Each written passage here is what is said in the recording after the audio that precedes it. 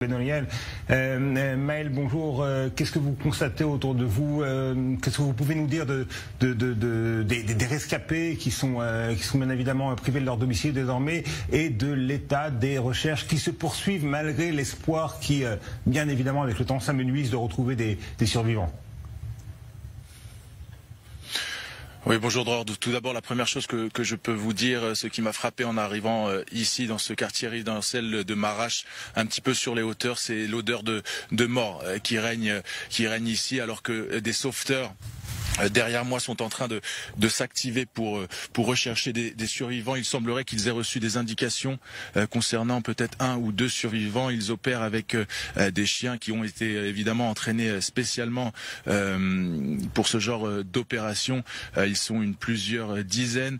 C'est des sauveteurs turcs mais aussi hongrois, et puis voilà, cet immeuble, comme vous pouvez le voir sur ces images de ce quartier résidentiel, il n'a évidemment pas tenu. Tous les autres immeubles avoisinants ont évidemment été aussi évacués de peur des secousses et de peur que ces derniers s'effondrent. Et puis il y a ici évidemment autour de moi tous les habitants de ce quartier qui sont un petit peu livrés à eux-mêmes, qui regardent et qui espèrent peut-être que des proches à eux puissent être sortis des débris. Parmi les équipes de secours venues des quatre coins du monde, des équipes de secouristes israéliens, bien évidemment.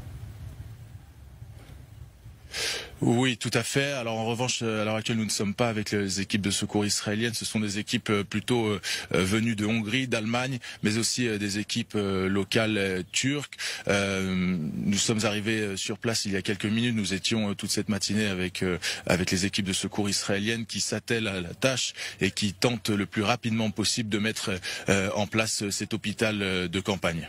Merci beaucoup, Maël Benoliel, en direct depuis Marache, en Turquie.